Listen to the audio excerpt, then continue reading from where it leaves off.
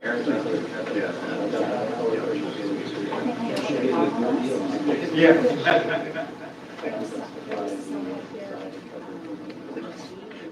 funny. It's sort of like when you said Rob, like you said Robinson was awfully far away. I said trial today, like August. And I'm just going to bring up the break screen first.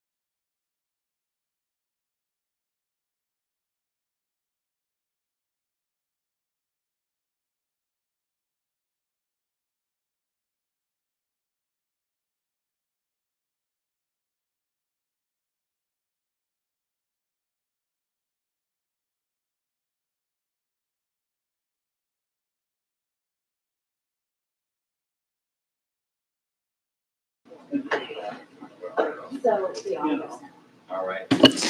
So, welcome to all those joining us online for the meeting. Apologies for the technical difficulties. Today, we've called the meeting to order. We've approved our minutes and our amended order of business. Just move some items around in the interest of time. I understand there's no business arising out of the minutes. There were no declarations of conflict of interest. There is some deferred business that we're going to deal with next. So the next item on our agenda will be item 8.3.1, police enforcement and issuance of summary offense tickets. We have a presentation from Mr. Norm Collins with the Crosswalk Safety Society of Nova Scotia.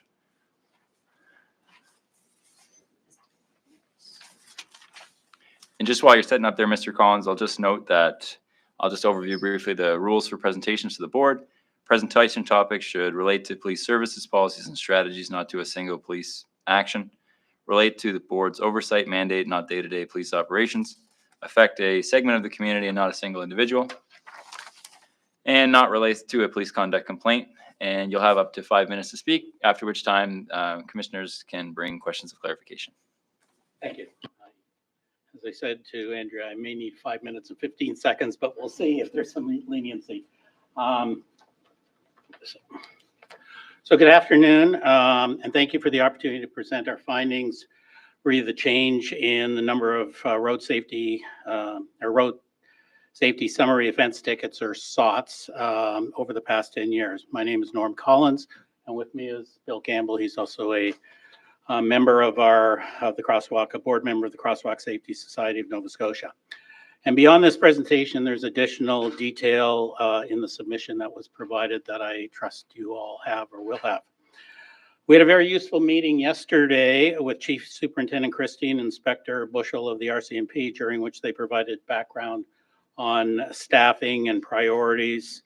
We note the RCMP will be requesting additional staff later in the meeting, and we are supportive of the expected outcomes of increased visibility, community safety, and in particular, traffic issues. We appreciate police forces have been subject to staffing issues and challenging competing priorities. We also understand the number of SOTs is not the only measure of road safety enforcement, that their warnings happen and other interactions are also important countermeasures. But still, it should raise red flags when the number of SOTs decreases by 69%, particularly in light of the 2021 Canadian Association of Police Chiefs research paper on road safety benefits of traffic enforcement that concluded that based on a couple of experiments, there was persuasive evidence that traffic enforcement efforts by police contribute to deter dangerous driving behaviors and improve road safety substantially. I'm not going to read the next few slides. I'm just going to let you browse at them. I'll hopefully won't go through them too quickly, but in the interest of time and keeping it to 5 minutes, these are other comments from either that report or the Strategic Road Safety Framework of HRM.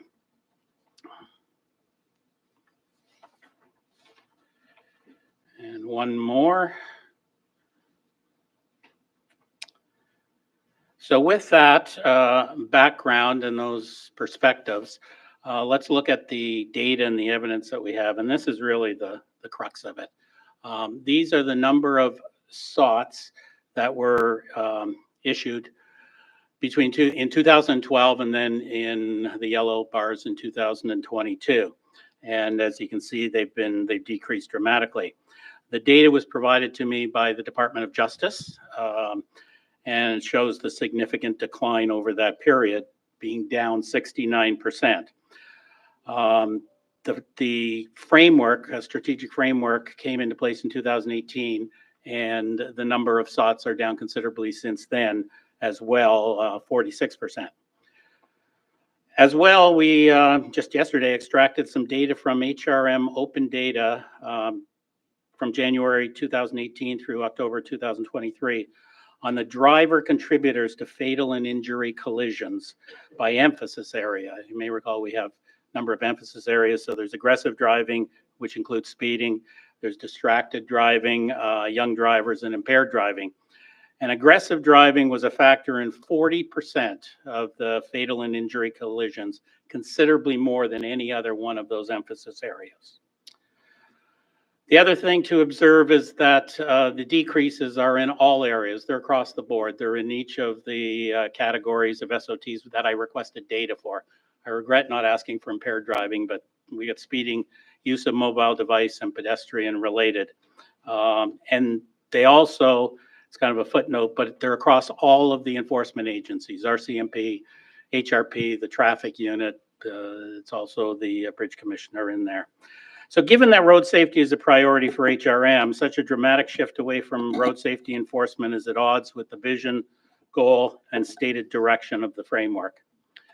Of course, we had this discussion yesterday, but of course, SOTs should only be issued for the purpose of changing driver behavior, in our opinion. They should never be issued, with quotas and to generate revenue. But the fact is they do generate revenue, and I think that's an important observation. And it's not immaterial. Back in the day, the average of 2.4 million a year of revenue comes to HRM. There's also core costs and victim services, et cetera. Thanks, sir. Just another 30 seconds there, if you don't mind. So a number of questions raised by the data, and maybe I'll just let you skim those quickly because I want to get the conclusion, as to why the number have decreased, what has been done over the period, acknowledgement by police that there certainly is the opportunity for speed enforcement, the question of what sort of high profile campaigns which we're committed to in the framework, et cetera, et cetera. All those would be in the report as well. And as active participants in the development of the framework, we were encouraged by the outlook presented by police representatives at the time. I'm getting close.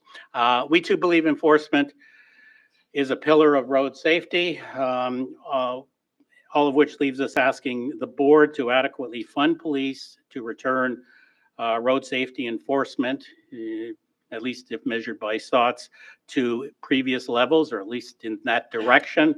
And two, for the HRP and RCMP to fulfill their commitment to use enforcement to move the priority of road safety forward as provided for in the framework. Thanks, sir. Sorry for the extra seconds. No worries at all. Kindly. And I'm here for any questions of clarification. I'll just look to questions of clarification from commissioners. Commissioner Blackburn.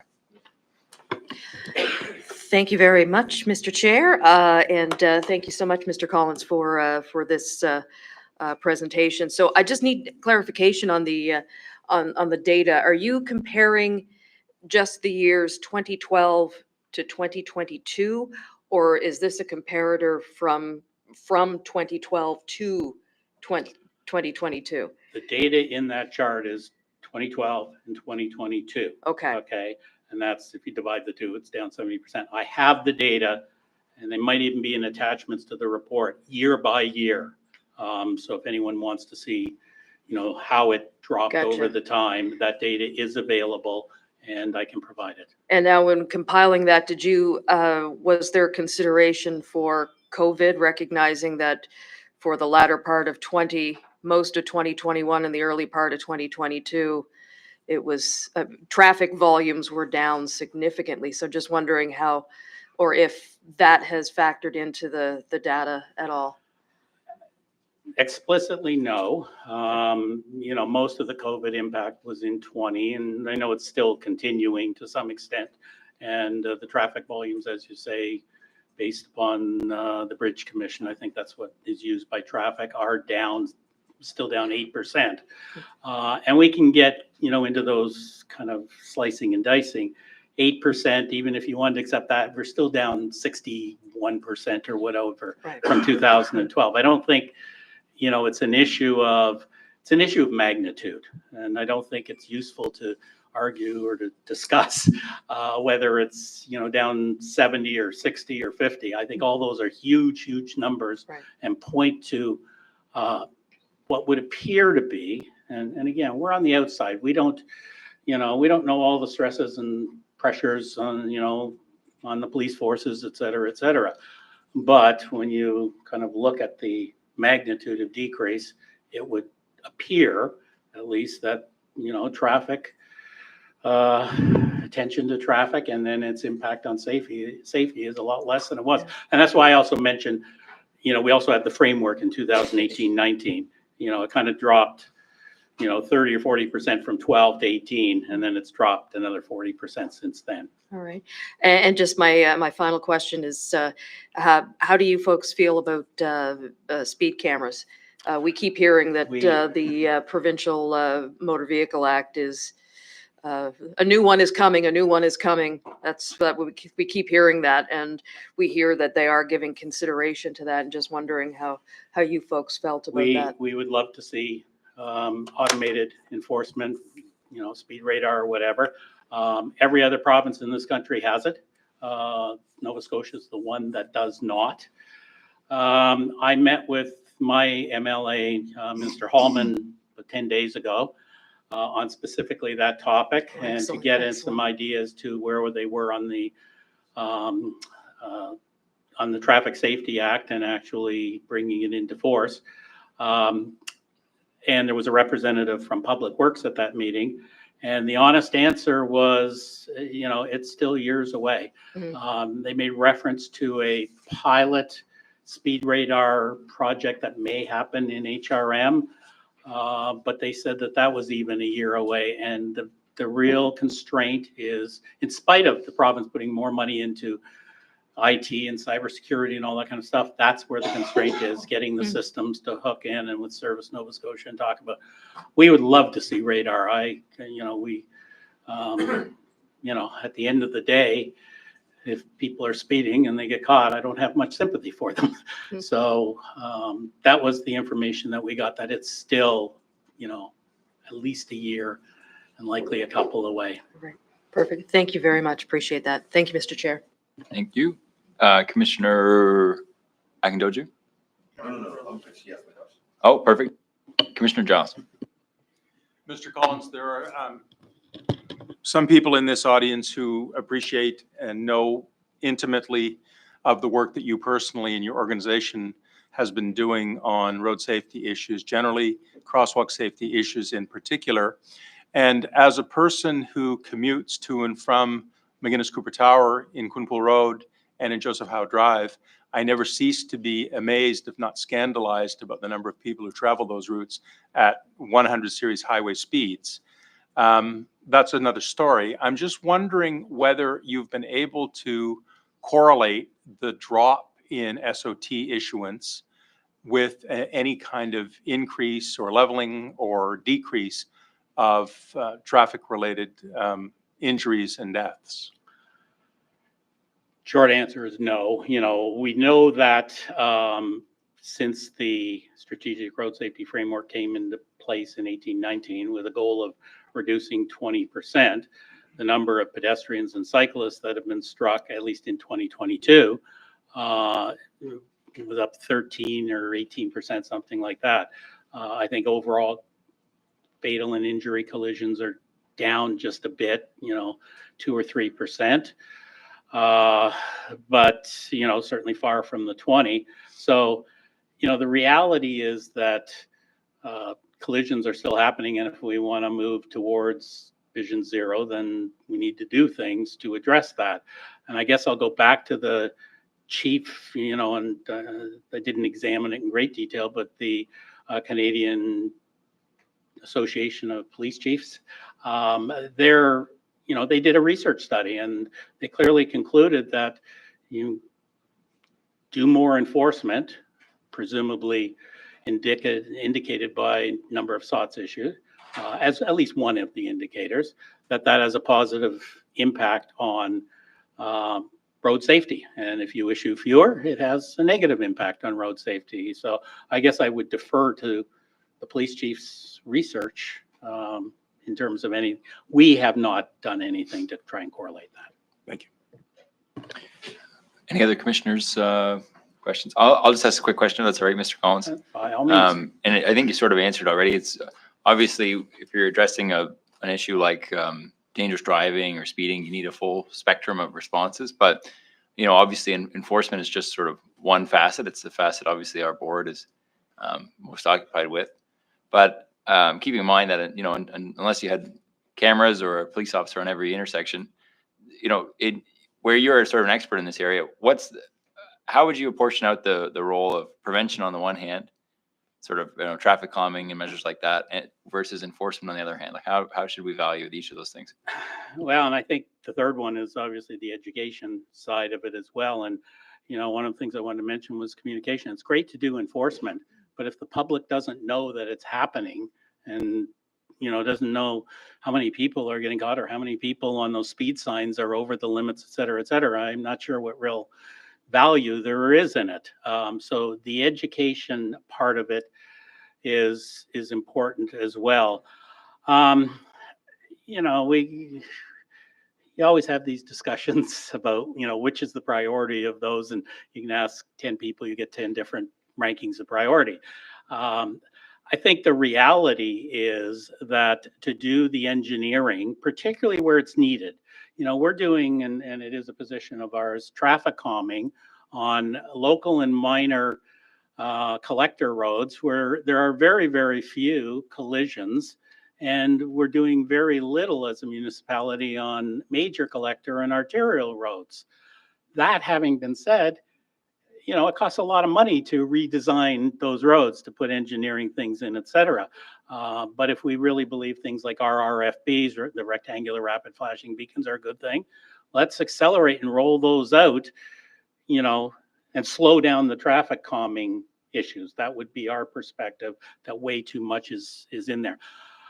I think enforcement, if it is communicated, is very, very powerful. We had a speed display sign on Waverly Road. It was within sight of my house. And there were some numbers in a report that went to TSC this afternoon, I guess. And the 85th percentile was 67, and then it dropped to 64. So 1 out of 7 vehicles is more than 15 kilometers over the speed limit.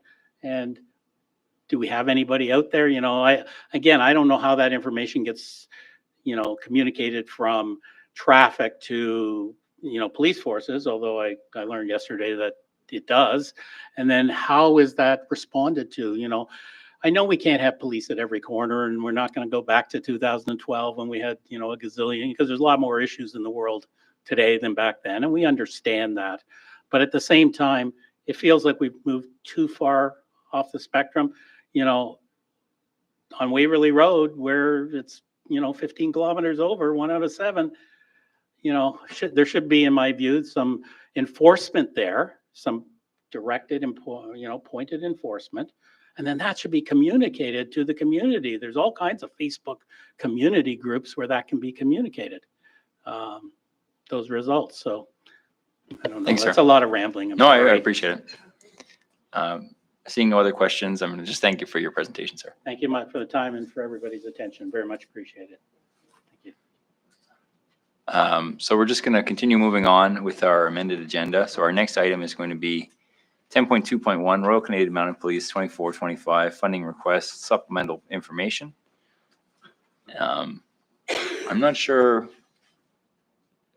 who is this. Chief Superintendent Chris, do you speak to this first, or because obviously there's some background, I think, in bringing this back. Marty or I could explain the background of why it's back if you like, for the purpose of the public. Certainly, yeah. Perhaps the solicitor would like to take it. Well, the November 29th meeting, the board adopted a motion with respect to the RCMP request for resources. The difficulty, there was procedural difficulty with doing that.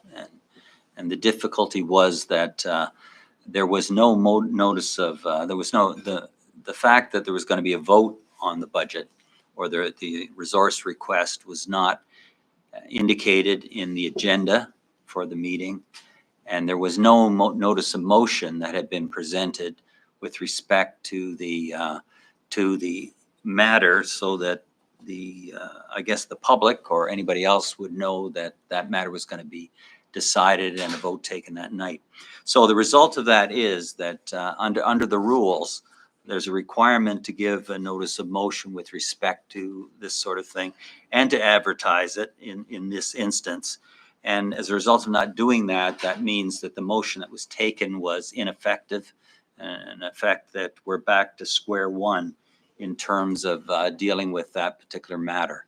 So we have on the agenda tonight, the chair has put on the agenda a motion with respect to the RCMP request for resources.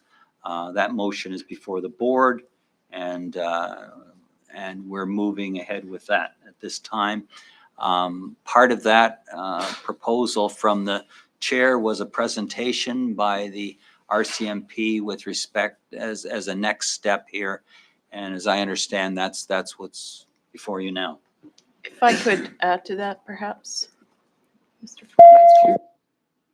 Certainly, yeah. And my apologies, I wasn't present at the last meeting where this was discussed. But one of the things that we're trying to do because of the PricewaterhouseCoopers integrated policing study is to try to get to the same look and feel as much as possible from a process perspective. And aside from the motion not being published and the public not having the opportunity to opt to come speak that night or to watch and participate, normally when we bring forward recommendations, there should be a staff report going with it, and there should be some analysis going with it. So that has been corrected. A staff report has been now published with the presentation. And the other thing that I want to encourage the Board of Police Commissioners to consider is that there was a very fulsome opportunity for the public to participate and come out and comment and provide input on the HRP budget. You may wish to do that with the RCMP budget request. If you do, there is time to do that and still meet the municipalities' budget timelines. We could do that in January. So one option you have today is to receive the presentation and to defer the decision until the January meeting. And you also have the option of, you could make the decision today if you like, without additional public participation, or you may choose to do a bit more public participation. So this is here for your consideration to give us direction of how we move forward with the RCMP's budget request. So I just want to make just a brief comment, and then obviously in the interest of time, get on to the presentation. So just one point of clarification I wanted to make was that when Marty mentioned, that the chair put this motion forward, he said they're referring to Chair Kent, not myself, where I'm just filling in today. I'm really of two minds about this. So on the one hand, I think it's very important that the processes be similar, keeping in mind, of course, that we have a different statutory role relating to the RCMP. Ultimately, all we can do in relation to the RCMP is make a recommendation. If that recommendation, if the RCMP wishes to disregard that and go to council with the full request, that's their prerogative. But again, in the interest of fairness, I think you want to have similar processes. I would sort of caution that, this board decided on a new budget process earlier this year and dictated what that process would be. That was a decision of the board. So I think, and I guess the last kind of sort of candid point I'm going to make is I'm a little uncomfortable filling in as chair, kind of temporarily making a decision where I know Chair Kent had sort of fairly strong feelings about this. So my respectful suggestion would be I'm more than happy to receive a presentation from RCMP in the interest of fairness, ensuring that they have a fulsome record. I would suggest, and it's just a suggestion for the board's consideration, that any deliberation in regard to a motion be deferred. Obviously, we're missing not one, but two commissioners. And the CAO has also mentioned this prospect of perhaps some further consultation. So that would be my suggestion. I think that balances fairness on the one hand with the fact that, decisions have been made in one way or the other. And so they can be put off a little bit to the new year if there's time for that. But that would be my suggestion. Sorry, Lisa, do you want to make a motion, or is Commissioner Giles allowed to provide some input on it? I know we're a little procedurally irregular here, where there's nothing. Well, I think if Commissioner Blackburn wants to make a motion, and then Commissioner Giles can weigh in on Certainly. the motion as part of the debate. Okay. All right. So yes, I will put the motion on the floor just to get the conversation started. I move that the Board of Police Commissioners for the Halifax Regional Municipality recommend that the Halifax Regional Municipality Budget Committee consider the Halifax Regional Detachment Royal Canadian Mounted Police resource request for an additional 6 regular member positions, as part of the budget deliberations for the 2024-2025 operating budget. I so move. Moved by Commissioner Blackburn, seconded by Commissioner Akindoju. All right, so yes, I mean, for all the reasons that Commissioner Critchley just discussed, I would like to defer this until January.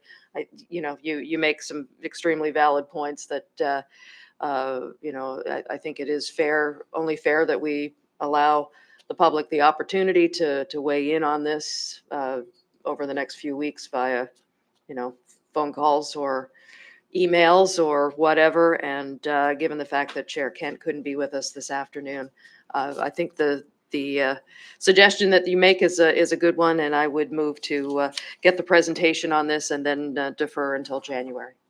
Thank you. Does the motion for deferral need a seconder?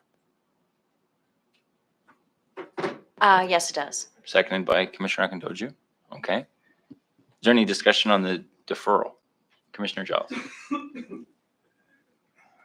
Maybe I'm missing something, but we're here because we were last time around procedurally deficient. We had a presentation, there was public input vis-a-vis the presentation, and there was a vote taken to approve part of the request for budgetary increase. That was procedurally deficient. So we're here doing it again to remedy the procedural deficiency, but we seem to be adopting a procedure now which is different than the procedure we adopted before. So we're going to receive a presentation tonight, which those interested in or perhaps newly interested in that presentation may come forward with presentations to us, as Commissioner Blackburn articulated.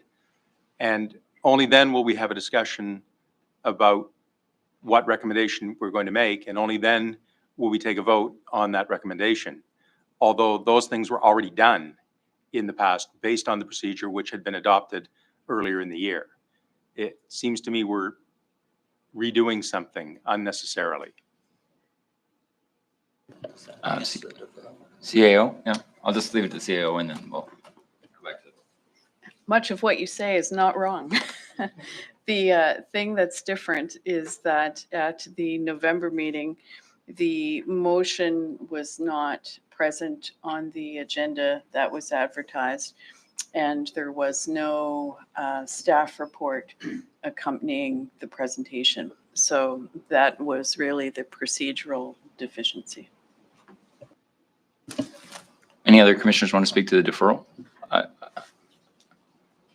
To the deferral or to Motion to present and then defer the motion. I guess, so I want to say, again, I feel like I'm being put in a difficult position because I, on the one hand, want to maintain fairness to the RCMP and the chief superintendent, keeping in mind that he wasn't aware that, there would be a vote on the previous day. I want to maintain fairness to Chair Kent as our chair.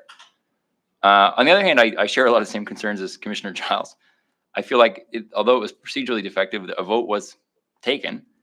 I'd like maybe the solicitor could clarify, even the procedural defect could be remedied simply by putting a motion on the floor to ratify the decision that was made at the previous meeting. Is that correct? I was going to say friendly amendment be proposed just to amend the error rather than go back. Certainly. So let's just let him answer and then. Well, I think that's not a friendly amendment. I think that a motion to defer takes priority, right?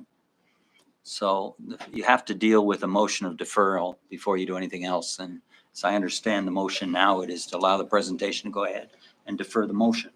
So basically, I think you've got to have a decision on that before you decide in some other course of action, right?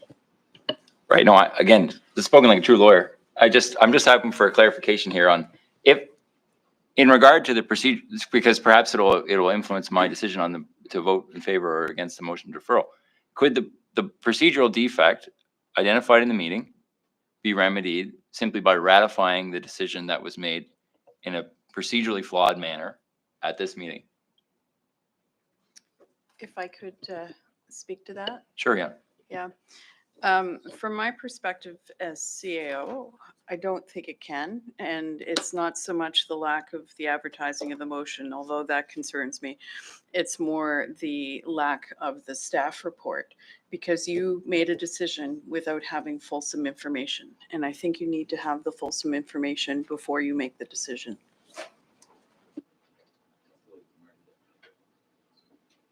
Well, I guess the problem here is first you're going to have to, I think you're going to have to defeat the motion that's been put forward here, right?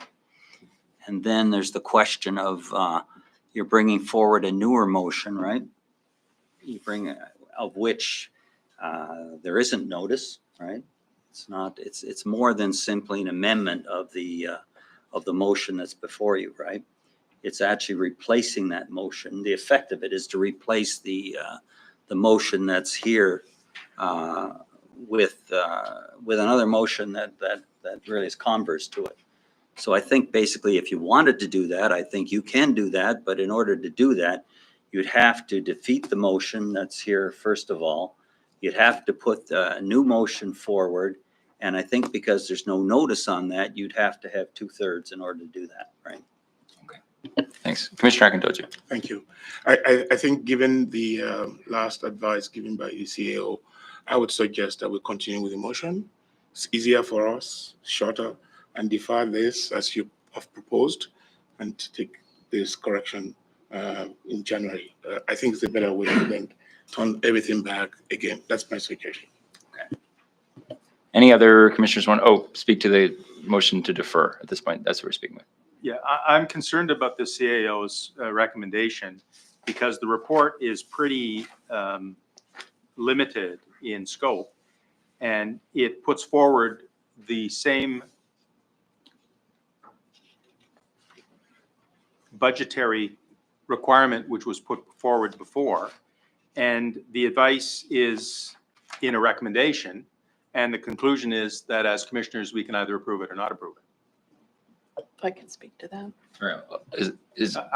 I understand that there may not have been a staff report before, but the staff report which is present now does not illuminate the previous presentation, not in my view. Okay, thank you, Commissioner. Perhaps summarizing the information that's in the staff report that was not in the presentation would be useful. I think one of the key pieces is analysis of the effective level of the RCMP capacity within the municipality relative to other jurisdictions that are So I- policed by RCMP, Thanks, which Yale. was not present. My only concern at this point is neither that comment nor this comment has to do with motion to defer. It deals with the substance of the motion. And so I'm really not interested in hearing about the merits of the staff report. So my suggestion is that we vote on unless there's anyone else who wants to make a comment as it relates to the motion to defer, we should have a vote on that. And then we can move on. I think, the chief superintendent's worked and his team has worked very hard on a presentation. We should hear the presentation. And we'll go from there in terms of making a decision. So I'm going to call for the question on the motion to defer. All those in favor say aye. Aye. Those opposed say nay. Nay. Okay, ayes have it. Proceed with the presentation. Okay, so we'll proceed with the presentation, understanding that the motion pursuant to the presentation has been deferred.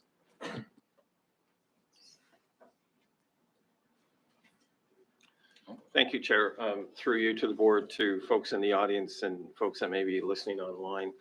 Mr. Daryl Harvey will start the presentation. Inspector Jeff Mitchell will then assist, and I will take over the final stretch of it. Daryl, I'll turn it over to you. Thank you, sir. Good afternoon, Chair, Commissioners. As introduced, my name is Daryl Harvey, and I'll be presenting some initial slides pertaining to the resources being requested by Halifax Regional Detachment for the upcoming fiscal year. Our purpose of our presentation is to present, is very similar to what we presented to you approximately 2 weeks ago. In that presentation, we spoke to 7 resources that we are requesting. This time, we have reduced that to 6 resources that we are requesting in new positions. The 7th position, which is the Assistant Detachment Commander, funding has been obtained from a source exterior to HRM. So our ask is now for 6 new positions from HRM for the fiscal year 24-25. Presentation is approximately 18 slides.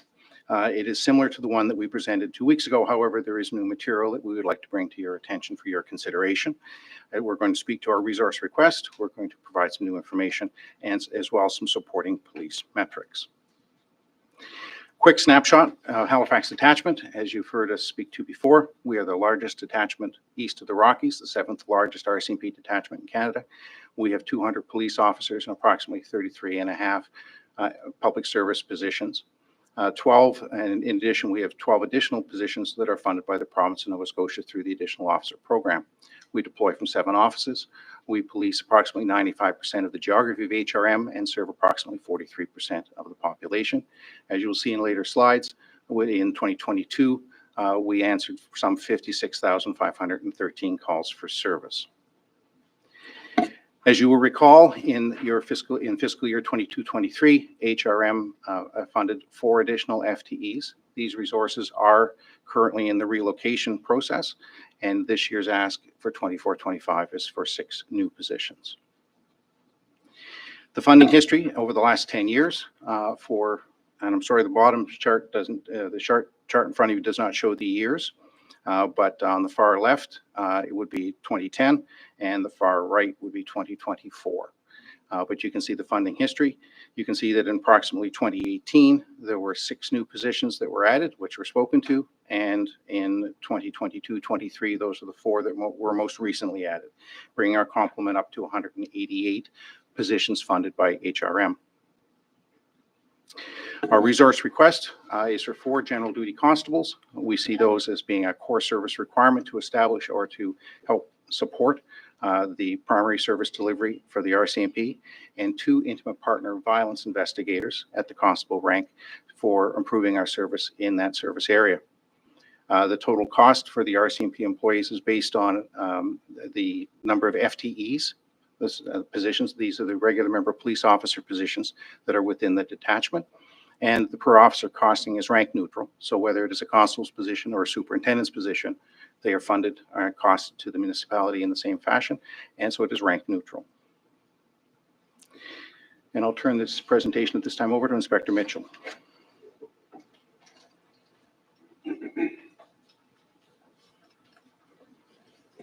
Thank you, Mr. Harvey. Good evening, Mr. Chair and Commissioners. Mr. Harvey mentioned 6 resources that the RCMP is asking for the fiscal year upcoming, I'd like to speak for a minute about the two intimate partner violence investigators. There is no dedicated capacity right now. General duty members are handling domestic violence calls. It's an estimated between 600 and 1,000 domestic violence files annually. And of those 600 to 1,000, over 100 are designated as high risk files. They're specialized and complex, which requires a complex response. So I'm going to speak in a few minutes about enhancement versus core policing services. This would be an example of an enhancement, is how can we investigate intimate partner violence files more effectively? And that's what these two resources are all about. It requires experienced, trained investigators who are plainclothes and on day shift and available. So it's not a watch member that's going off shift for 4 days and a victim is trying to reach out to a watch member. De facto creates a specialized unit. They are to partner with domestic violence and victim services and other support resources throughout HRM. Subject matter resources are best practice. This is an initial capacity request, and they're going to be, the plan is to deploy them to our best capacity. Obviously, in the future, we would like to expand this unit. Next slide, you've seen this before, speaks to domestic, from 2019 to 2023 statistics for Halifax regional detachment areas. The green shows the total number of files and the blue shows the high-risk files. Just ran the metrics again yesterday, so that chart you're looking at is from up to September 29th, but I actually have the stats for high-risk files are 217, and for total is 357. Up until yesterday's date. But I should point out that sometimes there is a little bit of a lag in the metrics. For instance, at the end of 2023, when we're looking for a total number of files, there may be delays in reporting, investigations, and so on that we might not learn about until January or February early in the next year. So it's important for you to keep that in mind, that even though it looks like the numbers are down, significant increases can occur. This overarching metrics graph you're familiar with from before. The line graph represents a population in HRM and expected population growth in HRM RCMP police jurisdictions. The bar graph represents the percent of RCMP budget in relation to the overall HRM budget.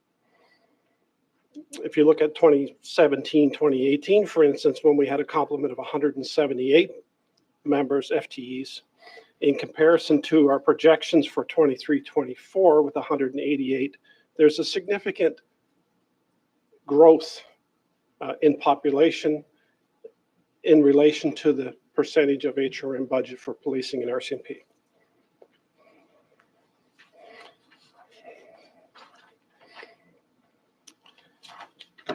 Halifax detachment calls for service from January 1st, 2018 to December 31st, 2022. You can see that there's a dip in 2020 as a result of COVID-19, as mentioned previously, I believe, by Commissioner Blackburn. But in terms of a gradual increase, if you take that dip in 2020 out, you can see that it is a gradual increase in calls for service.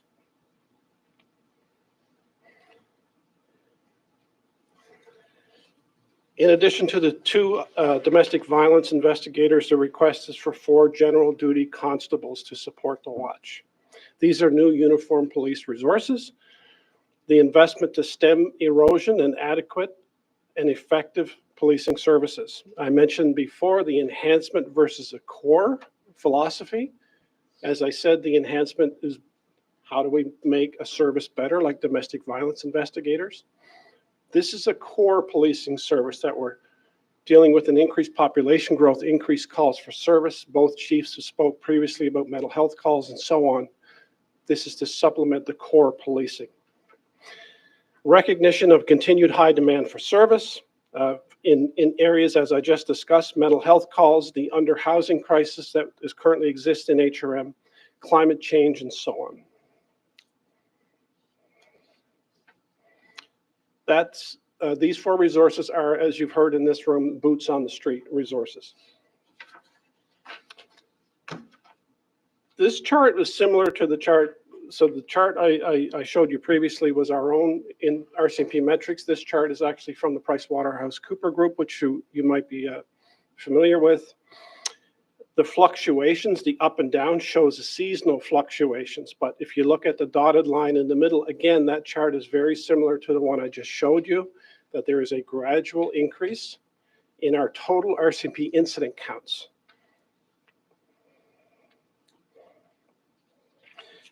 In essence, the demand continues to increase on RCMP resources, and the ability to respond effectively and efficiently is being challenged. I would now like to turn it over to Chief Superintendent Christie for the remainder of the presentation. Thank you, Jeff. And before going further into the presentation, I'd like to introduce in behind me is Staff Sergeant Lyndon Morrison, who is no stranger to the group.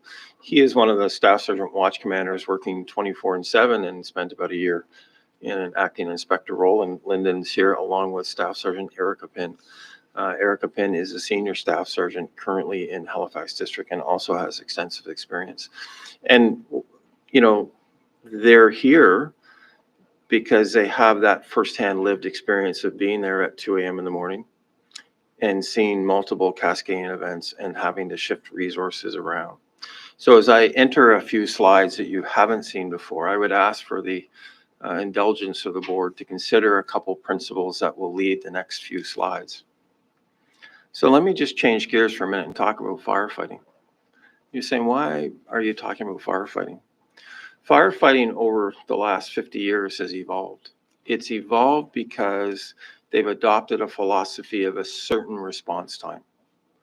That response time is predicated on roughly 6 to 8 minutes because something along the lines of they know if they get to a house or a place that's beginning to be on fire in 6 to 8 minutes, they have a greater mathematical probability or certainty of containing that fire.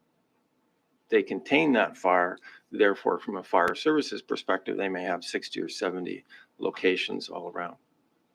You know, police trucks aren't mobile in the way that police cars are, and mathematically, they have a much fewer sort of number of individual units shifting around. But for 200,000 people for core policing, the RCMP, whether they're in Sheet Harbor and Tantallon or Lower Sackville or places in between, we are that roving patrol. And then the second part that Inspector Mitchell talked about for a few minutes ago was this philosophical discussion, which seems self-evident, but I actually think it's quite important to the evaluation of the relevance of this request, is a difference between enhancements and core. And if we think of the language that's often found in even the Nova Scotia Police Act or the responsibilities placed on the community, it's to provide adequate and effective policing, and the municipality will staff that and fund that. And so it's a complicated landscape to determine who defines adequate and effective. But the next slides, as we talk through, will show what the current effect is in terms of if, according to the slide ahead of us, we end up in a frozen landscape in terms of sort of core policing. So this graph was looked at and developed by an analyst in the Department of Justice, was able to help us. And what you see, because our request is really projecting out 18 months, the decision's being made now to a point that Commissioner Akadojo has brought up from time to time. It's placing an order that materializes 12, 18, 24 months down the road. So what we're going to get into is what is the shifting impact of population growth on that capacity? Back to the fire analogy, how many resources at sort of a traditional standard of care, how many resources are required to keep us at a certain level? So this graph shows HRM funded FTEs, correspondingly projected out to 2026, 2027. And you can see the following pop to cop ratio. So just by comparison, for example, the analyst looked at the 8 detachments of the RCMP police in the country in excess of 100,000 people as a comparator. And we, once we drop below 102, where we are today, we are below the lowest, we are the lowest ratio for the RCMP detachments in the country by cop to pop. Kodiak is the next closest, and they're committing 4 to 5, I think, this year, and 4 to 5, take that with a grain of salt, next year, but as part of their multi-year financial plan, they're planning ahead. And compared to other areas that may actually be in the 150 or 160 COP to POP range. So that's our current reality for discussion, save and accept new bodies. Next slide, please. So the next slide is illustrating in the sense that this reflects a growing population forecasted at something like 3.2%, which is actually slightly conservative based on my understanding of the strategic planning component within the Halifax Regional Municipality. I think they're working with a slightly higher number, but we're using a slightly lower number, slightly conservative. This shows to stabilize the dropping POP to COP with the expected population size by 2026, 2027. You're looking, basically 18, 16, 18 positions that would have to be funded to match the existing level, which is already the lowest in the country for the larger RCMP detachments. Next slide. So this slide is looking at what would the investment needed by the municipality, recognizing that we've mapped up a slide with the input and the expertise of finance, that really the funding levels for the RCMP have more or less stayed proportionally stable over the last 10 years, right? It's in that 2.8 to 2.9, coming up to 3% range, more or less stable. So this is projecting to actually begin to build up and get below 101, you'd be looking in the 36, north of 36 FTE range. And I think that's just important back to this response capacity, because most of the bodies, the 4 bodies that we're talking about for the watches, are the ones that can respond at 2 a.m. in the morning or 2 p.m. in the afternoon. They're the people that police, be it in Beaverbank, be it in Peggy's Cove, be it in Musquodoboit. Next slide, please. Just a few more slides. So, stewardship today and harmonizing police operations in the country is really, where it's at, being efficient, being effective, back to the core mandate.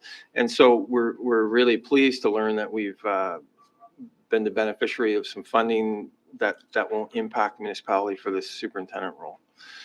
But it's going to sustain police operations in the long term, but it will also oversee issues like the watches, CID, support CID, and so on and so forth. Next slide, please, John. So let's just get into a couple of wrap-up slides for why I hope that this new sort of perspective is relevant for the board. There's no question that an enhancement in domestic violence is in and of itself remarkably, I would say, called for. And there's an inquest in BC in 2009 where this recommendation for dedicated intimate partner violence came out because it was a murder-suicide, and also multiple members of the same family were victimized. So I realize the board has spoke into that, but the reason I think it's important to discuss here is I would argue it's more in the enhancement range. It's more about where do we need to go in terms of specialized services. Separate and aside from that, this group, council, others, such as guest speakers tonight, all seek for the core policing for those 200,000 people, a level of service that is adequate and effective. Next slide, please. And in that discussion, we were very pleased to participate along with Mr. Bill Moore and others to travel, for example, to BC and examine what Vancouver Police Department is doing with homeless folks. But we are already seeing factually and functionally impacts in Lower Sackville of expectations legitimately for more support to that encampment. It would be a matter of fact that we've taken a person out of that camp that was wanted on an attempted murder file. It would be a matter of fact that we have taken underage youth that have departed custody care homes and found their way to that encampment. It would be a matter of record that there have been cases where somebody has used, for example, a 2x4 and broken windows out of a truck. The fact is there's a police demand that's building in relation, but that is just one slice, one sliver of the appetite for how RCMP and core policing services multiply service delivery for effectiveness. So I'm going to wrap up and come kind of the next slide for questions from the group. these are the people that are out serving like those behind me. And the fundamental point that I would suggest for the board, council, other stakeholders, is what does this rapidly growing population mean in terms of core service delivery? Discussions when I watched council and Chief Financial Jerry Blackwood and the CFO present to council recently about, does growth pay for growth? I think that's a fundamental question that the municipality has to wrestle with. How does growth fund or not fund for growth? But the evidence reflects that as that population grows, we are not seeing a decrease in service delivery. We need to be mindful that getting down to that 90, 80, that's a very concerning level for me.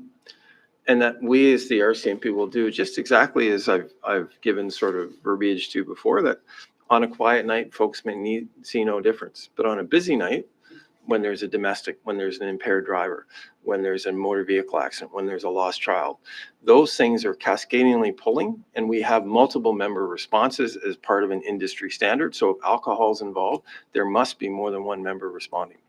It's not optional unless there's an urgent life at risk for sort of an intervention for like a shooter, then a member must proceed in and engage immediately.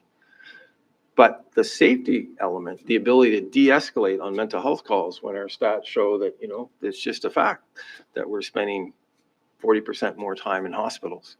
All these things contribute to the capacity reality that a decision that this council or board may make or choose to make not to support the 4 watch members, really respectively based on the trend line, for me is causing me to consider, do we have the adequacy in the core service delivery?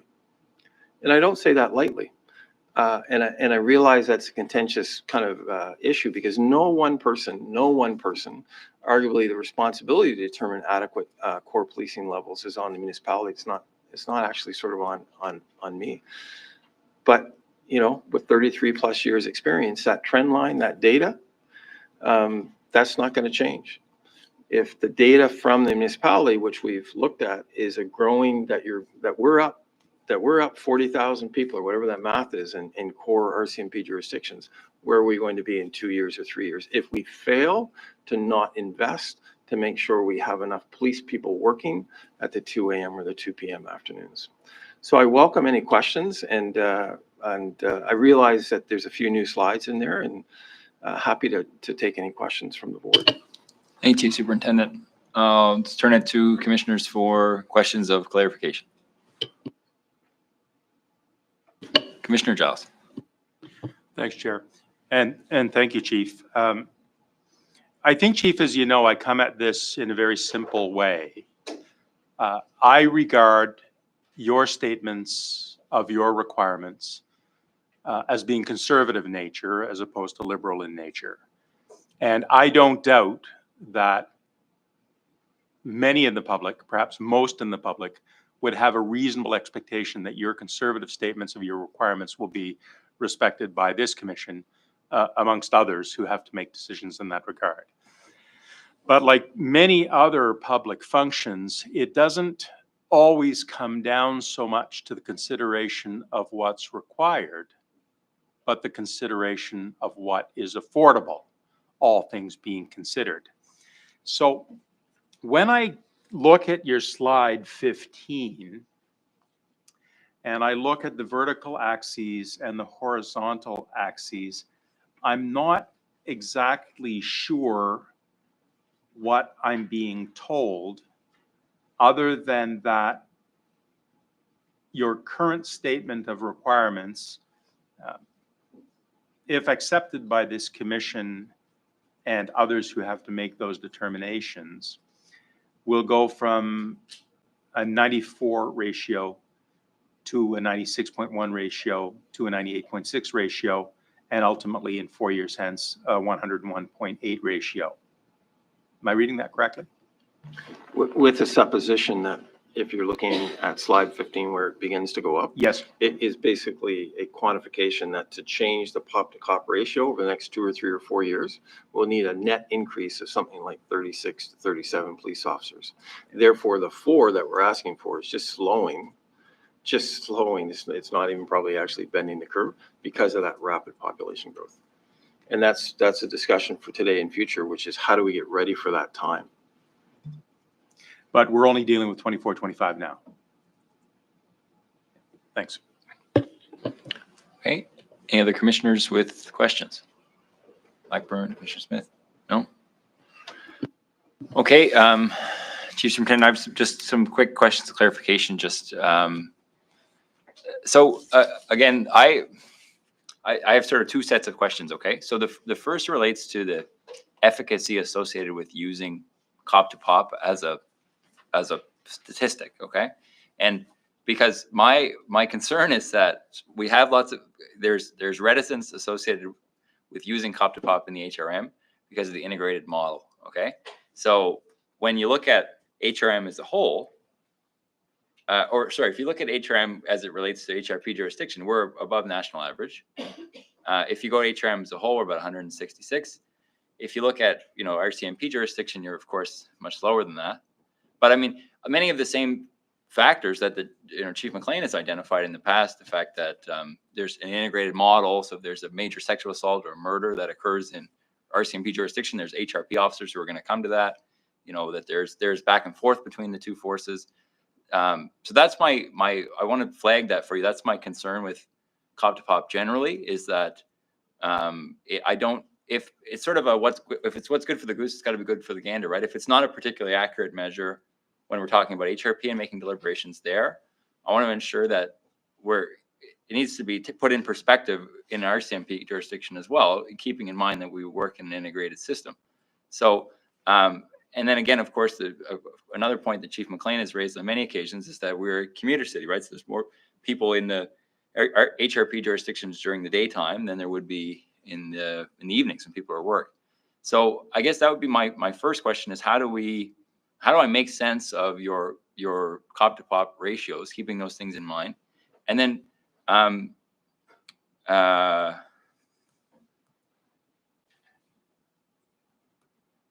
my second question is, as it relates to even if I accept the cop to pop numbers and, keeping in mind, what I want to understand is no one is suggesting that there's a 1-to-1 ratio or some geometric ratio between as your population increases, calls to service increase.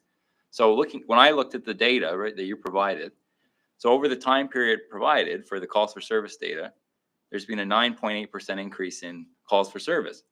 But over the same time period, there's been a 19.8% increase in the population. So my question is, how valuable, keeping in mind all the caveats I've already put in place, is cop to pop and is population growth if it's hard to discern what the exact correlation is between population growth on the one hand and calls for service on the other hand?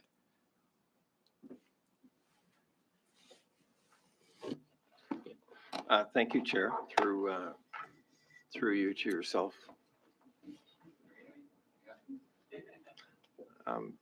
So I think there's a couple insightful comments there. Different experts in the field on police resourcing would look for different criteria. One may be unallocated time. One may be response time. Those criteria start to blur or become more difficult in rural jurisdictions because the driving time begins to grade about it. However, the allocated time, and for those of you sort of pondering what I'm speaking about, is sometimes experts can map out, as they did through the PricewaterhouseCoopers report, how many times members are actually responded. How many times are they free? How many times are they on training? How many times are they signed in for whatever reason, right? So there's the ability to drill down. And I think the PricewaterhouseCoopers report tried to do that. Your first question is arguably about how important I would say is pop to cop in and of itself. I think it's one measure. As the board has also heard, the crime severity index has ticked upwards, right? I've not introduced that but some of my colleagues' analysis has showed that the crime severity index has begun to tip up.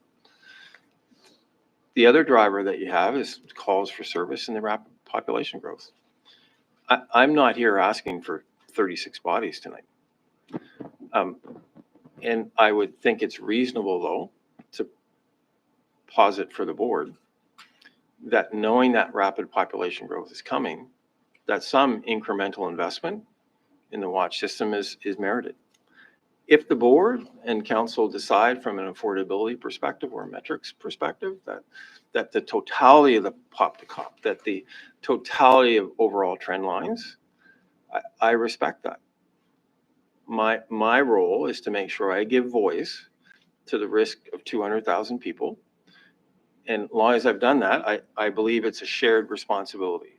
So if the board looks and says, that's, how do we put that in context? I actually would argue that there's work that can be done through the municipality or administration to look at that. Edmonton Police Service, in their most recent contract, has a escalator clause for growing population, right?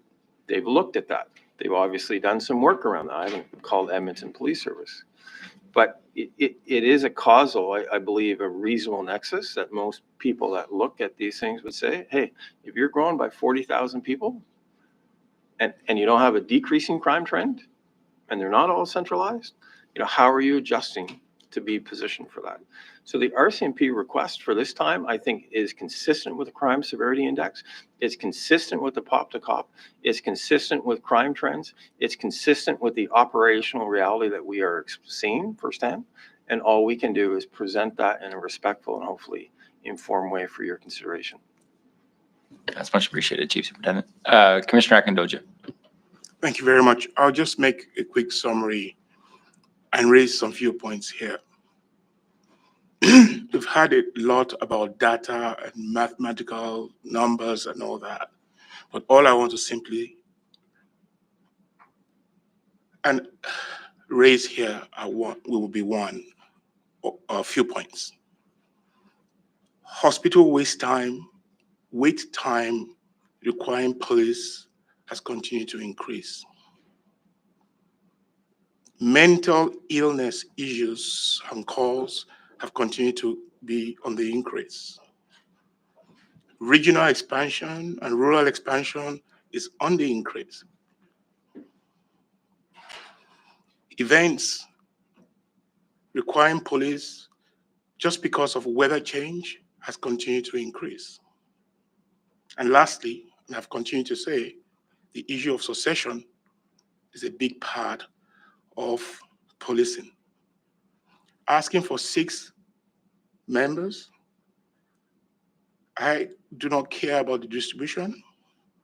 I think it's something worthy and needs to be considered given all the points I've raised. Thank you. Thank you. Just clarifying there, Commissioner. No, is there a question of clarification in there, or is that? I am just making that clarification based on their presentation. Thank you. Thank you, sir. Any other questions of clarification from commissioners? Okay, Chief Superintendent. Just a closing comment, and this is not to commit anything, but there are some locations in HRM that are seeking greater police presence. Fall River, Eastern Passage, potentially aligned with the Wortley report, Beachville. An initial investment of 4 members that might be funded by the municipality creates a core group of a small team that could begin to be established into that kind of model in terms of a new sort of station, similar to North Preston. There's no, that's a joint conversation between folks that may want it, and I would argue us as a service provider, but it is harder to move in that direction if the sort of the people part is not in the timeline. I'll leave it at that. Thank you very much for the board's consideration tonight, and very much appreciated, Chair. Thank you, Chief Superintendent.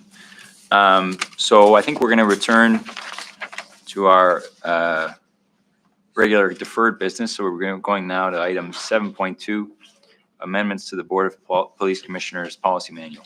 Actually, item Oh, 7.1. Oh, my apologies, yeah. 7.1, Procedures of the Board of Police Commissioners Administrative Policy. Oh, Commissioner Smith. Thank you. Just in terms of process now, so we deferred the presentation from our CMP. So then at our next meeting, we'll then vote on our recommendation that goes to council, or at our next meeting, we're going to have the public participation aspect of the RCMP budget and then vote on the, I think the effect of the motion is that the motion will come back for consideration at the next meeting, at which time the board will decide about public participation and the process going forward that time. Okay, I believe, because I had drafted a motion, I believe that the motion for deferral, and we can confirm this with Commissioner Blackburn, was that the item would be deferred to the January meeting in order to allow for there to be public consultation, and that would happen at the January meeting. I see Mr. Ward shaking his head. Is that the motion, or is that your, was that your If- intent, or your intent just to bring the motion back? CFO's coming up. My intent was, sorry, may I, Mr. Yeah. My intent was to have the report tabled, have the presentation tabled, so all of these documents are now public, and that the public has from now until January 24th to weigh in. Now that this documentation is out in the public realm, they now have the opportunity to send us their feedback, email, phone calls, whatever. Okay, thank you, Commissioner. So I think that answers the question that we're not going to be booking another public consultation session. I mean, unless that was the will of the board changed at the next meeting or something like that, there could be we could revisit. It wasn't my intention. Okay, Okay. so the matter will come back at the following meeting, and in the meantime, the public will have an opportunity to send whatever their submissions are. And then the board will look at those at the meeting. All right, 7.1.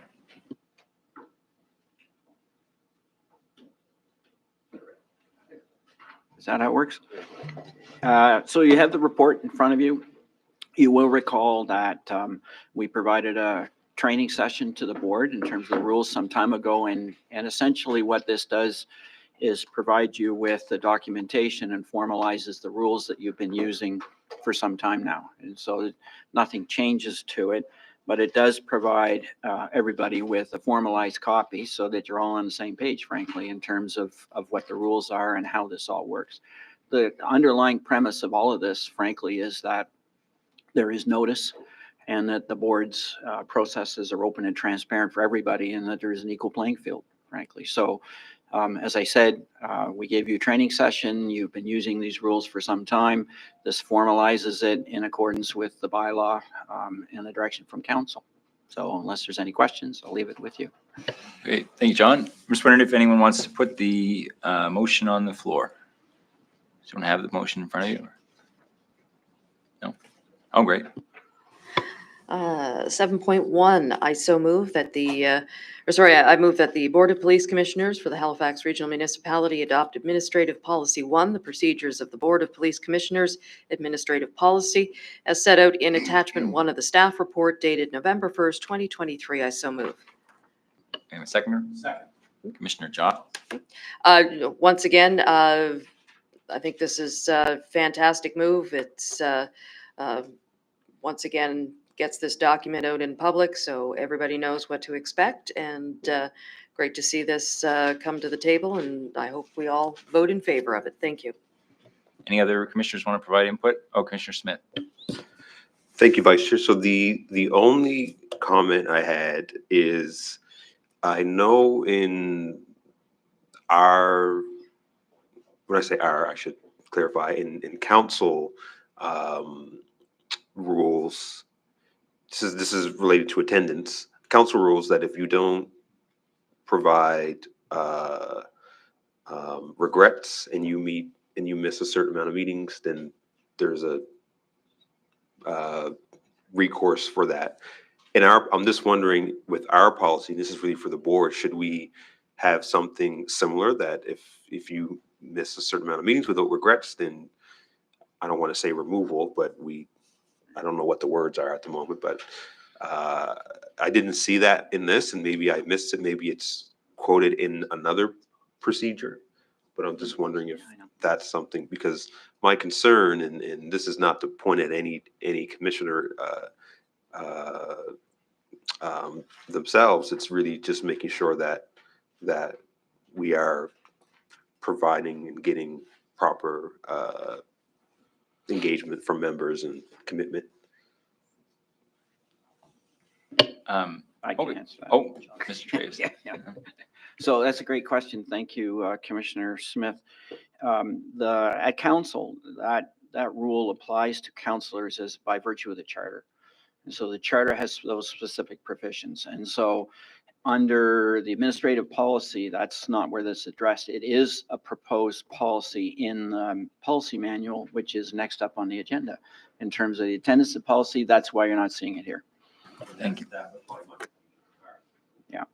Yeah, and I'll just clarify as well. In the Regulations of the Police Act, it says if you don't have a reasonable excuse, you're required to attend every meeting.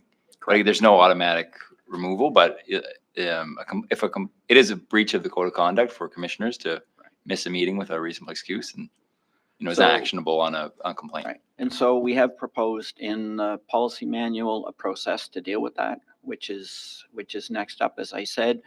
And that sort of leads to the question of a conversation and how that comes forward in terms of, well, what is a reasonable excuse? And then how will that be addressed? My suggestion would be that would be a conversation first off for the chair. And then if that is not handled satisfactory, then the board may need to pursue it under the policy, but that's up to the board. Okay, thank you, John. So I'll move on to item 7.2, amendments to the Board of Police Commissioners Policy Manual. Excuse me, Chair, we Yeah. need a vote. Oh, I thought we voted on it. So I'll just call a question on 7.1. All those in favor say aye. Aye. Those opposed say nay. None. Okay, motion passes. 7.2. All right, that's me. Thank you, Chair. So of course, as we all know, the board has a policy manual that was last updated in January 2021. This report recommends some preliminary additions and amendments to that policy manual and a more thorough review of a couple of the policies, namely the stakeholder engagement and community survey policies. The additions that are proposed are in the areas of private meetings, member attendance, as we just heard, and RCMP budget to ensure there's consistency between the two processes. We talked about that earlier. And also confirming the budget schedule that was adopted earlier this year. There are also some, I would say, relatively minor housekeeping amendments proposed, and these are highlighted in attachment 1 for your review. So yeah, that's a high level what's being proposed in this report, and I'd welcome any questions that you might have. Thank you. I'll just ask someone to put the motion on the floor. Commissioner Smith. Thanks, Vice Chair. That the Board of Police Commissioners for the Halifax Regional Municipality want to approve additions and amendments to the Board of Police Commissioners Policy Manual as outlined in attachment 1 of staff report dated November 1st, 2023, and 2, direct staff to review the stakeholder engagement community survey to measure trust and confidence policies outlined in the Board of Police Commissioners Policy Manual and assess progress in meeting the objectives outlined in these policies. Thank you. And a seconder? Commissioner Blackburn. Any comments on the motion? Commissioner Smith. Yeah, so thank you for the earlier comment around the attendance piece, because I don't know how I got the two confused, but that happens. So I'm really happy that that's in there. The only question I have now, considering what we just dealt with the RCP budget, should we somehow either in the scheduling or in the section where we mentioned RCMP budget, could we, I guess it depends if commission is interested, could we combine it so public engagement is for RCMP and HRP? just hearing from our solicitor that we could bring back amendments to the policy if that is the will of the commission. I'll look at other members if that is interest, because I think we could streamline the process if we had both. And honestly, I thought we did that. I don't know.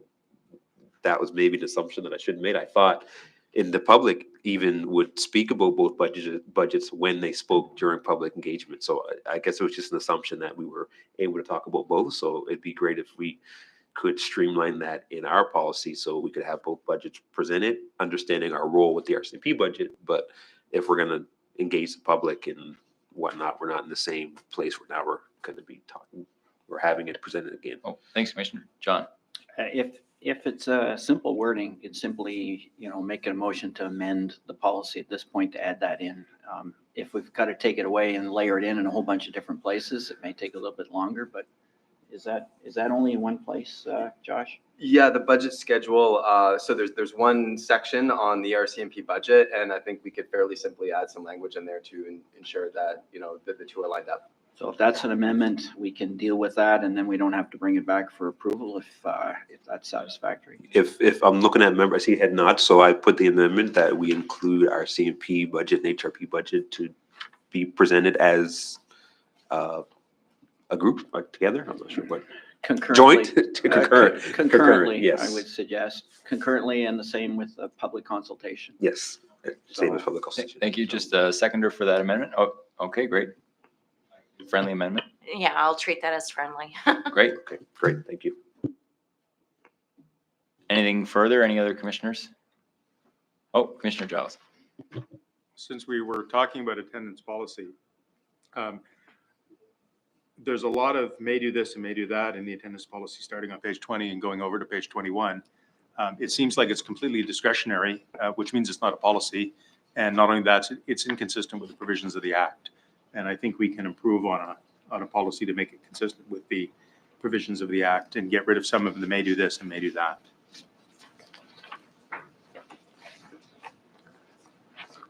Like if anybody's wondering what I'm talking about, the chair, with the approval of the board, may inform the person or body who made the appointment and may request that the appointment of a new commissioner be considered if circumstances warrant. I've been a lawyer for 4 decades, and I'm saying, what the hell does that mean? Okay, John Traves. The language was selected in part because at the end of the day, what is or is not a satisfactory excuse for somebody not attending is a matter of discretion. And so if you start to bake in one result in terms of missing a meeting or two, it gets very challenging. The second part is it's not up to the board at the end of the day as to whether or not, and really there's only one penalty, which is removal for abuse of the process, and it's not up to the board. So it becomes a bit of a discretionary decision. At what point does the board wish to raise this as an issue with the appointing authority, whether it's municipal council or the minister and the process? So we've landed on that to give the board the opportunity to have a discussion and then decide the outcome in similar fashion to outcomes with respect to breaches of the code of conduct. And so the various penalties that might be thing, whether it's a letter of censure or a complaint, is up to the board. So that's why it ended up there, but it's in the board's hands. If you want to strengthen that in some way and provide clear outcome, recognizing the place that we're in, then we're open to go away and drafting something else. Commissioner Akintoju. Thank you very much. I just want to bring to your attention on this attention issue that we're volunteers and responsible members as well. A simple regrets and clearly stating why you're not able to attend a meeting should be acceptable. So far, it's just not all the time. Having to create standards upon what is acceptable or not, it's for me dangerous and takes away the level of responsibility that each of us bring to the board. Thank you. John Traves. It wouldn't be our recommendation to try and create standards because each circumstances are dependent on the individual and what happened, and so you're going to have some level of discretion. Would be my advice. Certainly, and I'll just add to, maybe I'll go first if you want to go a second time. I mean, the language of the code of conduct is may as well. I mean, the code of conduct under the Police Act regulations permits the chair or a majority of the board to determine that there's been a breach of the code of conduct. And then to on a discretionary basis to take the actions as outlined, a reprimand, a suspension or a recommendation to remove the person. So I think to the extent that the policy mirrors the regulations, then that's fine. I mean, I think it's valuable that there be a process that there obviously be discretion as it relates to what's a reasonable excuse, but I don't want it to be left entirely in the hands of the chair or under the process outlined in the regulations that, up to a member to express concern about the conduct of another member or something in terms of not attending and things like that. So I think if we have some level of an automatic process where if a concern is raised, that at least be looked at, and then you can act on the discretion that follows from that. But I think that to the extent that the policy mirrors the regulations, it's fine by me. In my experience, which is longer than I like to admit, those tend to be a personal conversation between a member and the chair, and to get a sense of whether there is a willingness to proceed or not. And if the member is unsatisfied with the result and feels they have the support of the majority, then unfortunately it becomes a question as to whether they want to move forward and overrule the chair. So, a lot of those start off as a very good opportunity for a private conversation that then leads to it. Others I've seen have been an individual reaching out to another individual member to see if there's some support, or if there's some help that they need. Those tend not to be as effective in my experience as perhaps the chair having that discussion. I'm just turning to the CAO. Yes, I just wanted to also comment that I think, the Board of Police Commissioners having this discussion about how you want to address it in the manual is good, but we also can take the opportunity. We know the province is doing a review, and one of the recommendations coming out of the Mass Casualty Commission was around governance, Board of Police Commissioners. If there is an opportunity for us to form a position and submit through that process, it will be one thing we could do. I suspect changes around this may come out as a result of that review, and other provincial acts that establish agencies, boards, or commissions. One I'm very familiar with would be the Halifax Regional Water Commission Act and Board. What's very common in them is not focusing on one absence or the reason for absence. It's focusing on multiple absence and having a provision that after 3 consecutive absences, you are removed from the board and you will be replaced. And that way it takes the awkwardness out of that conversation between the chair and individual members of a board. And I would not be surprised, because that is kind of emerging as a very good governance practice, that eventually that will work its way into requirement for police boards.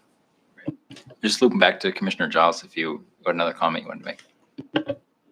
I'm certainly not opposed to discretion, and I understand, given Commissioner Akadoju's comments, that there has to be discretion because things arise in people's lives that they don't control necessarily. But I think a policy comprised of a 4-line run-on sentence leaves a lot to be desired, and I think it could be tightened up and discretion could be left in it.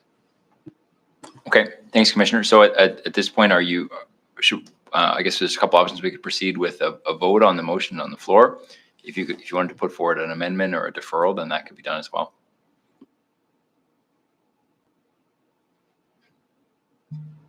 Well, this is a draft. No, this is the policy. This is intended for decision. However, based on the feedback, if the board is comfortable in passing it, given the rest of the policies, we can certainly take it away and take a look at that, and maybe perhaps have an offline discussion if there's something in particular that you would like to explore in terms of tightening that up. But that way we can get it forward and start working on it that way. Okay, so is that then? Does that make sense, Commissioner Jones? It makes great sense. That's why I'm nodding affirmative. Great. I appreciate your affirmation. All right, so I'll call for the question. All those in favor say aye. Those opposed say nay. Ayes have it. All right. Item 8.1.1, correspondence. Madam Clerk, was there any correspondence? Yes, Vice Chair Critchley, correspondence was received and circulated for item 8.3.1. Much appreciated. 8.2, Madam Clerk, were there any petitions? Vice Chair Critchley, no petitions were received at the clerk's office for this meeting. Much appreciated. Items brought forward, there were none. 10.1, HRP, RCMP chief updates. Start with Chief McLean, if that's all right.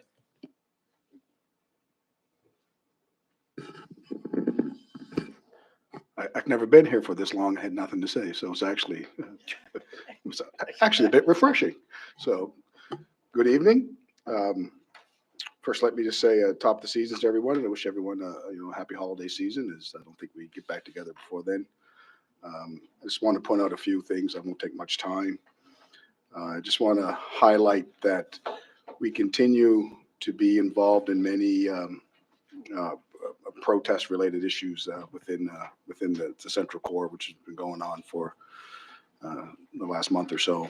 We went to 19 protests in November, mainly related to the conflict in the Middle East. That has continued into December. I don't see it slowing up anytime soon.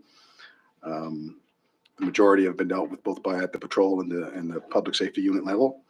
I do want to say that the majority of them have been dealt with peacefully, but we know it's a very emotive issue for many. So it's something that we remind everyone to, we respect the right to protest peacefully, but we will take enforcement action when and if necessary. I do want to point out a specific call that occurred on November 26th. It's still under investigation, but I just want to point out the work of one of our officers who attended a call for a person that was injured, which was believed to be caused by a mechanical issue. But due to her diligence and involving other partners within HRM, found out that there actually was a significant carbon monoxide issue going on, and she had cleared out the building with her work, which no doubt I think saved lives. And we will certainly be following that up with both internal and external recognition. But I just want to put that forward because I think it was a very good piece of work, and her quick thinking undoubtedly saved lives. Pass along kudos to the integrated CID team that just last week got a conviction in the second-degree murder trial for Justin Adams Clark. That was a homicide that occurred actually just down the street from us here. We pass on our condolences to the Tyler Algie family and hope that it brings some measure of comfort and closure to them. But certainly was good work by everyone that was involved, from integrated CID, patrol, QRU, the crime analysts, and the FIS members. This is in the holiday season, so the theme this month is, in fact, it's Impaired Driving Prevention Month. Over the last weekend, we charged 9 people with impaired operation related to Operation Christmas, and which had gone on. We will continue to do that over the next few weeks for the holiday season. So obviously, remind everyone: don't drive impaired. Find another avenue. I had the great opportunity to open up the Red Ribbon campaign launch with Mad Canada actually at the end of last month, just at the bridgehead there. Obviously, they're very important in the fight against impaired driving, and we are honored to partner with them for the important initiative. Certainly, last week I got to open up Cop Shop, which actually puts me in the Christmas spirit, actually, in terms of we had 52 deserving young shoppers that paired up with police officers and the Halifax Mooseheads, and they went around and had a great day of buying gifts. My thanks to obviously all the people that volunteer, but to the Halifax Shopping Center, particularly Sport Check and all the mall merchants that take place in that. That truly is one of the best events of the season. And if you ever get a chance, sometime you go to the mall around that time, take part. And just want to say, last week I had the opportunity to sit in on our Journey to Change course. Again, I had the opportunity to take in parts of Senator Wanda Thomas Bernard and Reverend Lennon Anderson, and I just can't put into words the impact that actually has on the people that are in that class. And already we're looking forward to hosting a couple more classes early in the new year. and certainly the feedback from everyone there is just, it's amazing. And to that, again, like I say, I'd like to wish everyone a Merry Christmas. And I do want to pass along my thanks to one of our sergeants who over the last number of years has undertaken for the last 9 years to spearhead and raise money and food for deserving families in HRM. And this year, she just put out an email today that she was able to get 50 boxes of food in relation to donations from our members. And I just want to thank everyone who's involved in that. And just, that's my comments. Thank you, Chief. Any questions, clarification for the Chief? Commissioner Giles. Thanks, Chief. Two comments, Chair, if I may. First off, with respect to the lighting of the menorah in Grand Parade just last week, I'm very close with many members of the Jewish community, many of whom reported to me the following day that the event went off as planned. It's not so much a holy event as a festive one in the Jewish calendar, but it is a festive one and an important one. And many members of the Jewish community who spoke to me and many members of the non-Jewish community who were there who spoke to me said that your members were there. They were there in force, but they were extremely discreet. And they were very pleased and felt secure by virtue of the fact that your members were there. Additionally, with respect to your commentary on impaired driving, we all know of the horrendous, or many of us know of the horrendous circumstances which developed in Charlottetown last Friday evening. 2 young parents are in the process of burying before Christmas a 17-year-old and a 12-year-old, whilst worrying about a 14-year-old who's in critical condition in the IWK, having been transported there from PEI. All accounts indicate that it was a young impaired driver at barely after 6 o'clock on a Friday evening or afternoon who caused this terrible accident. And there's not enough that you can really do to prevent that, to educate against that. And I'm really glad that your members are out there doing those things. Thank you. Commissioner Giles. Any other commissioners? No. Move on to Chief Superintendent Christie.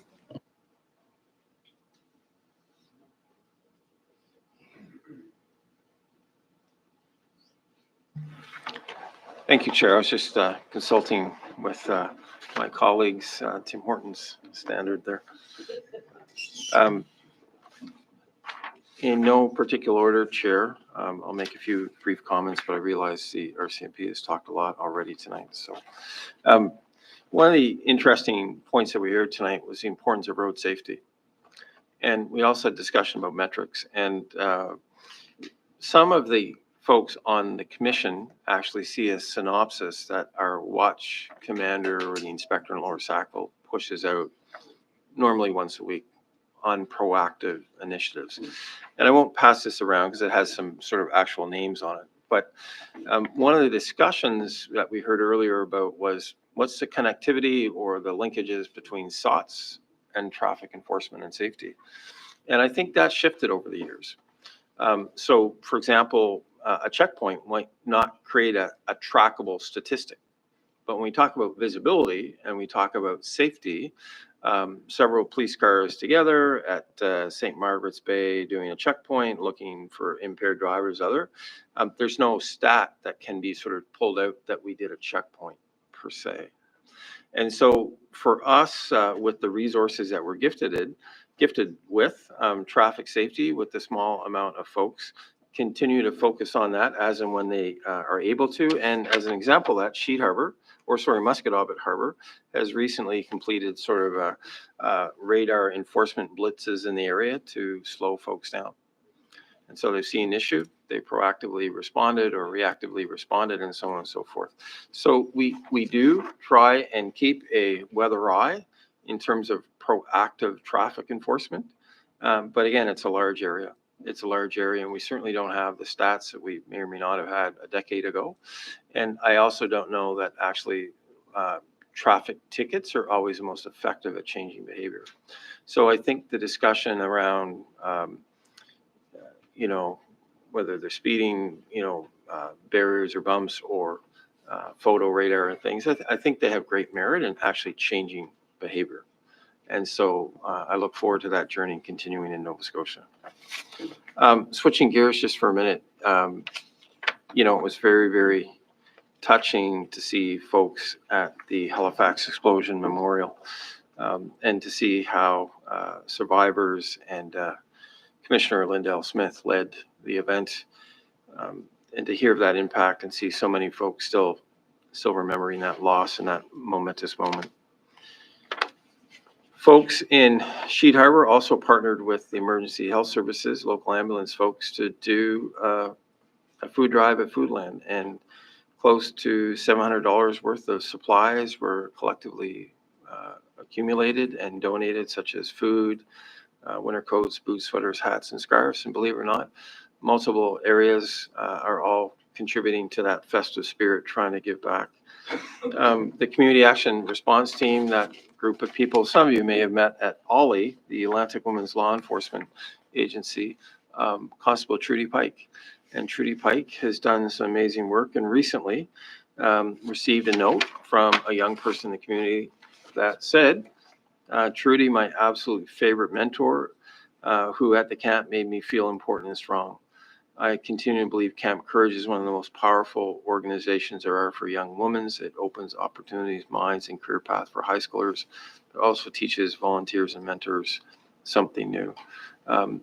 Constable Pike has been part of a number of initiatives about outreach, and she's a very rewarding person, and I wish she was here tonight and you could have a chance to see her in person. But it's those kind of employees that make us smile in the morning. Lastly, we continue to adapt to more operational things. Some of you would be aware of response to a school where there was a lockdown, and some of the youth discharged an irritant bear spray, whatever the stuff was, and there was a lockdown procedure, and police responded very quickly in terms of making sure safety and security. North Preston also had a shots fired where folks were victimized with shots into a house, and so our CMP are making every effort we can to identify and detect and bring to charge that person that discharged the firearm into that house. I'll conclude with thanking the board. It's actually 1 year and 7 days since I came off the plane. And when I left, it was -37, and it's +3 here today. So it's an honor to be with you all for the last year and to lead and be part of an amazing team. And all those team members, believe it or not, do much more important work than I do. They're the ones out meeting with victims. They're the ones out stopping people. So it's an honor in my old age to be with them, and an honor to be with all of you today. So thank you for the last year and for the journey. Thank you. Thank you, Chief Superintendent. Any comments? Cognizant that it's 5:50. Plan was to finish at 6 o'clock. There's 2 items we got to get through. But if there's any quick comments or questions of clarification. I would offer that the Chief Superintendent knows nothing about old age. Thank you, Commissioner Giles. All right, moving right on. 10.2.2, Board of Police Commissioners 2024-2025 work plan presentation from Mr. Bates. All right, thanks, Chair. I'll be quick. At our September 6th meeting, the board received a very high-level overview of our work plan session held over the summer. This overview was included in the board's annual report, along with the following 4 pillars which I hope are familiar to you. They're develop, engage, adapt, and evolve. Each of the strategic priorities fall under one of those pillars. At that September meeting, the board approved a recommendation to form a working group to finalize the action items and timeframes associated with each of the priorities. That working group was formed, and that resulted in the draft work plan that is before you today. It also includes outcomes and a lead for each action item. As you know, this is really important work because these action items are going to guide our work as a board over the coming year. Most of the work plan items are to take place in the 24-25 fiscal year, but a few are scheduled to be completed in the final quarter of the current fiscal year, and that's noted in the attachment. The work plan also will be updated annually and provided to Regional Council by June 1st of each year. That's in accordance with Bylaw P100. So that the timing of this particular report and work plan is a little bit unusual, but it will serve to get us on track going forward. I'm not going to run through each of the proposed action items, but most, if not all, I hope are familiar to you. They're either a reflection of items that we discussed at our planning session earlier this year, or are reflective of motions that have been passed by this board but have not yet been acted on. So with that, I'd be happy to take any questions you may have. Thank you. Any questions for our advisor? Okay, seeing none, I have a quick question, Josh, just relating to the action items. And obviously, later this year, or sorry, in 2024, we'll receive the independent review. I'm wondering if the kind of response to that is reflected in the work plan.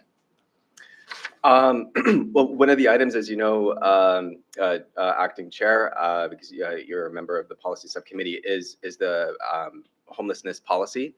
And I fully anticipate that some outcome of that review will be reflective in that policy. If you'd like to see kind of a broader discussion or response to that is, of course, it's the board's work plan. So if you'd like to see something more directly related, then you're welcome to bring forward a motion and amend it.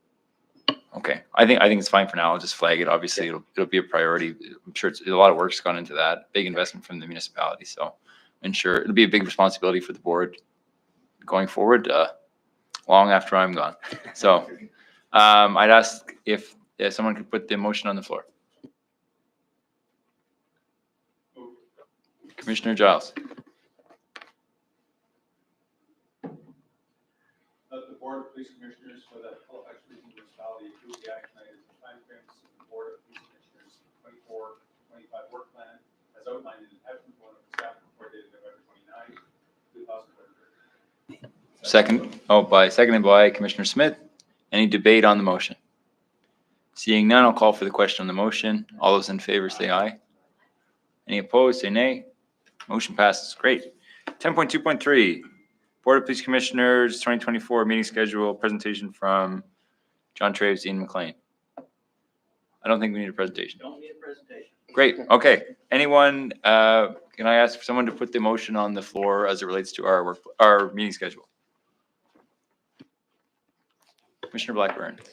Thank you, Mr. Chair. I move that the Board of Police Commissioners for the Halifax Regional Municipality approve the proposed meeting schedule for 2024 as outlined in attachment 1 of the staff report dated December 4th, 2023. I so move. Seconded by Commissioner Giles. Any debate on the motion? Seeing none, I'll call a question on the motion. All those in favor say aye. Aye. Those opposed say nay. Got a schedule. Great. Our last two items are in-camera items. I understand the first one is just ratifying in-camera minutes. That can be done in public. Commissioner Smith, could I get a seconder to ratify the in-camera minutes? Commissioner Giles. All those in favor of ratifying the in-camera minutes, please say aye. Aye. Those opposed say nay. Nope, we've got in-camera minutes. All right, 13.2, I understand we can get kind of a public update about the in-camera item such that it probably satisfies most of the board. Thank you, Commissioner. I believe there was 3 recommendations that were going to be spoken to. The first one, I believe, actually was public. And that dealt with the implementation of the new policies. I think the previous report was 14 policies had been updated. We've now updated 3 more in draft and they're ready to go to be approved. We have a new policy person coming on staff in the very near future. So we'll be working on the remainder of those policies. But we've got 3 new ones since the last update. It's great news. Any questions? Keep in mind we're in public and it's an in-camera item. Any questions for gentlemen? Being none. Great to hear you got a new policy person. My big hope is they'll work very well with Mr. Bates and as the board takes on more policy work. Thank you. Okay, could I get are there any notices of motion? Seeing none, date of our next meeting is January 8th, 2024. I'd ask for a mover to adjourn the meeting. Commissioner Giles.